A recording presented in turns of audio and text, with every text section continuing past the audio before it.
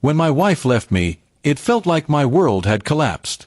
She said she was tired of struggling, tired of living an ordinary life, and she wanted more than I could give her. Her words cut deep, but what hurt most was how quickly she packed her things and walked out, as if the years we spent together meant nothing. I was left in a half-empty house, broken and bitter, with nothing but silence echoing through the walls. At first, I blamed myself. Maybe I hadn't been ambitious enough, maybe I should have worked harder, or maybe I had simply not been enough for her. Every corner of the house reminded me of her laughter, her voice, and her smile. But in those lonely nights, I realized something. She had never truly loved me. She loved the idea of a better life, and when she thought I couldn't provide it, she abandoned me without looking back. 3 months later, life changed in a way I never imagined. My uncle, a man I had only seen a handful of times growing up, passed away suddenly. I barely knew him, but I remembered his sharp eyes and quiet smile. A week after the funeral, I received a call from a lawyer. I almost didn't answer, but when I did, the words on the other end left me speechless. My uncle had left me his entire fortune, $12 million. At first, I couldn't believe it. I thought there must have been some mistake. But when I sat in the lawyer's office and signed the papers, I realized it was real. The man I barely knew had trusted me with everything he had. It felt like a miracle, but it also came with a heavy weight. I had to learn how to handle money, how to protect it, and how to build a new life for myself. The news spread faster than I expected. People who had never cared about me suddenly wanted to reconnect. Old acquaintances, distant relatives, and even strangers appeared at my door with fake smiles and greedy eyes. But nothing shocked me more than when my ex-wife came back. She arrived one evening, dressed in her finest clothes, with tears in her eyes and a trembling voice. She said she had made a terrible mistake, that she had realized how much she loved me, and that she wanted us to be together again. For a moment, I almost believed her. My heart still remembered the woman I thought she was.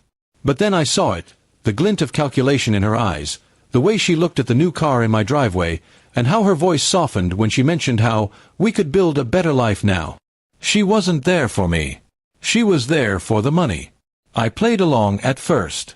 I listened to her apologies, nodded at her promises, and pretended to believe her lies. She thought she had won me back, but in truth, I was setting a trap.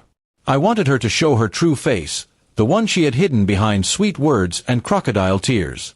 Within days, she began making demands. She talked about moving into my house, about taking trips, and about helping me manage the inheritance. She even tried to get me to sign documents that would give her access to my accounts. That was the moment I knew I couldn't let her get away with it. I called my lawyer and explained everything. Together, we devised a plan. The next time she came over with another contract she wanted me to sign, my lawyer was already there, waiting in the next room. When she pushed the papers toward me, I calmly asked her why she was so desperate for control over my inheritance. Her mask slipped instantly. Her voice rose, her words turned sharp, and she admitted everything. She didn't care about me, only the money. My lawyer walked out at that moment, recording everything. She froze, realizing she had trapped herself with her own confession. I told her to leave and never come back. The rage on her face as she stormed out was unforgettable, but so was the weight that lifted off my shoulders. She had betrayed me twice, once by leaving me when she thought I was poor, and again by trying to steal from me when I had wealth. After she was gone, I finally began to live for myself. I invested wisely, donated to charities, and helped families who truly needed support. I surrounded myself with honest people, the kind who cared about me long before money came into my life. In time, I realized my uncle's gift wasn't just money, it was freedom. Freedom from those who only valued me for what I could give them. My wife had left me when I was at my lowest, but in doing so, she gave me the greatest gift of all, the chance to see her true nature before it was too late. I no longer felt bitter about the past. Instead, I felt stronger, wiser, and more grateful than ever. And as for my ex-wife, the last I heard, she was still chasing after men with money, never finding the happiness she once thought wealth could bring. But I had found mine, in peace, integrity, and the knowledge that no one could ever take away what I had built for myself.